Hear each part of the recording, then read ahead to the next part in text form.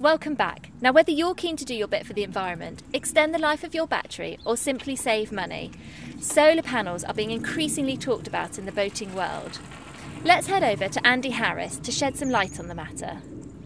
Boaters have been using solar power for years, but with the price of electricity going up and up and up, it's good to know that a solar panel installation on your boat is now going to be more efficient and more affordable than ever before. But a good solar power installation isn't just a question of getting a solar panel and attaching it to your batteries. For a start, what type of panel should you get? There are basically three kinds of solar panel: monocrystalline, polycrystalline, and amorphous, such as this one. Amorphous panels are the cheapest kind of solar panel, but they're also by far the least efficient. A 100 watt amorphous panel is going to be 2 or even 3 times the size of a crystalline panel, and that makes them really pretty impractical for anything other than those little lights you put in your garden, calculators, and this sort of thing was designed to keep your battery topped up in your car. Contrary to popular opinion, monocrystalline and polycrystalline panels don't have a huge difference in their performance characteristics. A monocrystalline panel is slightly more efficient in bright sunlight, but there really isn't that much in it. Another thing to bear in mind is that a solar panel will only work at maximum efficiency when it's actually angled at the sun. You can do this using a frame, but there are now systems available which, using a crank-up mechanism, can be operated from inside the boat to angle the panel towards the sun and turn it as the sun moves across the sky during the day. And this can result in a 30, 40, even 50% increase in the amount of energy going into your boat's batteries. Automatic versions of this kind of thing are available too. They work really well, but they're very, very expensive.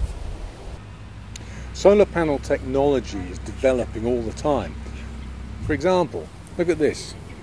This is a 70 watt panel, but it weighs just about 4 kilos. It's slightly flexible, so ideal for mounting on a narrowboat roof, for example. And it can be mounted either permanently or in such a way that it can be moved easily from one boat to another. So if you spend time in your boat out on the cut or on a river, away from mains electricity, I think that solar power now represents a really viable alternative to running your engine to charge your batteries. And even if you're moored in a marina with easy access to 230 volt mains electricity, it might still be worth getting your calculator out and doing a few sums. You might be surprised at how much you could save. When the first boat passed through the Sapperton Tunnel in 1789, it was the longest tunnel in England, over 3,800 yards. Let's go and meet Clive Field to find out more. Clive, I'm really keen to learn a bit more about the Sapperton Tunnel. What can you tell me? That it's not a problem. Good. It's also a fascinating place to visit, it really is, and I do hope you're able to spend some time in that area because it's a beautiful place. Sapperton Tunnel, at its time it was cutting edge technology, it really was. It was the longest, deepest, widest tunnel built at that time. The engineer, a man called Charles Jones, was a bit of a character, it's got to be said, and actually ended up in prison. The reality of it is it's 2.17 miles long. It only took 5 years to build, and when there were no blockages in it, you literally could see the light from one end to the other. Amazing. And it was a through route. It is sad to say that it was never massively successful. The Thames and Severn was never as successful as the Stroudwater was. A tunnel is built not so much from the ends, it's from the ceiling. And this is an old drawing here, and these shafts here, people when they first see this say, oh, is that the air shafts? These shafts were in fact the very shafts that the spoil was dug from the bottom of the tunnel and pulled up using winches driven by horses. Wow. And there's 24 or 25, depending on which book you read. These shafts sunk down through the Cotswolds way up there. It was then and unsurprisingly is now Earl Bathurst's land.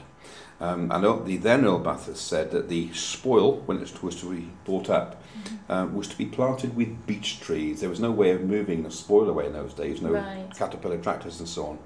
So it was literally excavated at the bottom, winched up using the horse gin, and then tipped.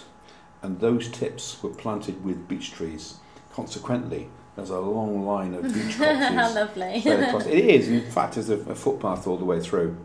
So that's the tunnel. Quite a clever man, Charles Jones, because this, as I say, was new technology. There was no knowledge of the ovoid shape that we have in the tube and tunnels and railway tunnels now. And he made this decision to do it from the roof in order that there were two faces to actually mine away out there. When I do this presentation, very often people say, that was the Irish Navas, of course. In this case, Charles Jones actually employed miners from the coalfields of Staffordshire and from the tin mines of Cornwall. Yeah. And it's sad to say, and true, that a lot of those men died during the 5 years build. It went through oolitic limestone and also fuller's earth. Oolitic limestone needed to be blasted using black powder, and if you remember that their only source of light was a little candle tied to their hat, the obvious applied at from time to time, and there were explosions and there were deaths. Charles Jones, I've touched on the fact he had certain weaknesses. Keeping records was not one of his skills, mainly because he was often to be found in the bar, having an ale or four, and the result of that, he kept no records that we can trace. But records were kept by the church wardens, the parish churches at each end of the tunnel. Right. During this 5 years, the funerals at each of those churchyards trebled.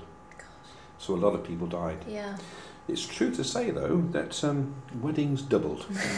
And I'm told that there are a few Cornish names still in that area there now. Lovely. There's one story that actually featured on one TV programme. I think one of the Morse murders involved a shaft.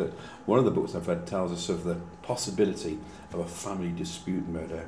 And there was a brother at the bottom loading the basket with the rock. Right. A brother at the top with the horse. The rope was cut. And the brother and the horse were never found again, but there's a body at the end, so it must be haunted. It must be haunted.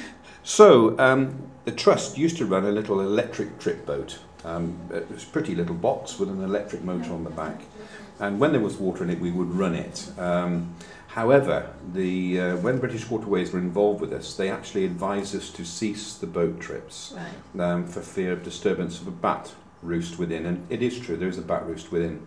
We've since liaised with English Nature, and it's not going to be a problem in the future. The problem is the lack of water. Yeah.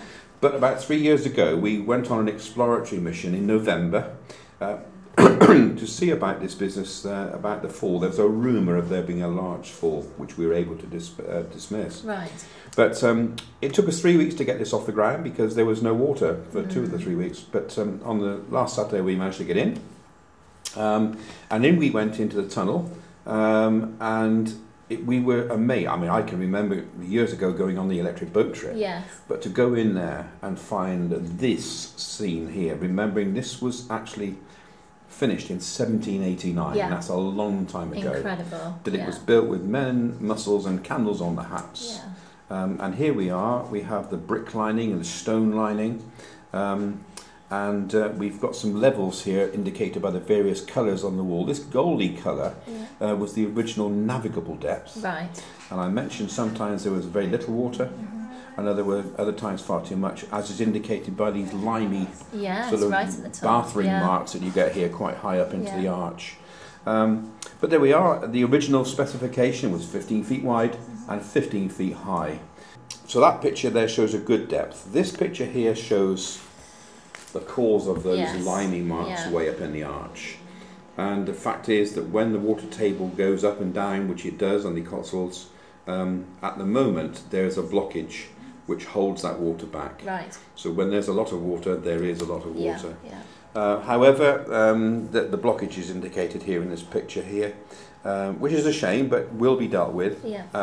And the hope is, when I said to you it's not a problem, 3 years ago, Thames Water applied for planning permission to build an immense lake in Abingdon. That was roundly rejected by the people of Abingdon, and the reason for Thames Water's application was that they had to guarantee to the government, I'm told, a 30-year projection to supply water to Swindon, Oxford and London. Right. But they needed what amounts to a header tank Yeah. close to the Thames to top it up from time to time. That was rejected. DEFRA said no. They sent the engineers away to sharpen their pencils to discuss and look at alternative methods of topping up the Thames when needed. Yeah. And the reality of it is that we have our water channel already, which will bring water from the Cotswold Hills and possibly from the other side, that's this side of the watershed, with I think it's 20 days pumping per year, could maintain enough flow into the Thames which could then be put into a smaller lake. Yes. Yeah. To top up the Thames when it's needed. So at the moment we are just sitting and waiting, and the reality of it is, and the phrase I often use when I'm asked to talk about this, is that it's so exciting, it's virtually too exciting to get excited about, because if it was to come to fruition, it would mean that our restoration would come leaping forward. So fingers crossed, and but in the meantime, everybody, don't use so much water. Thank you so much, Clive. It's absolutely fascinating and a wonderful piece of history. Thank you. Thank you.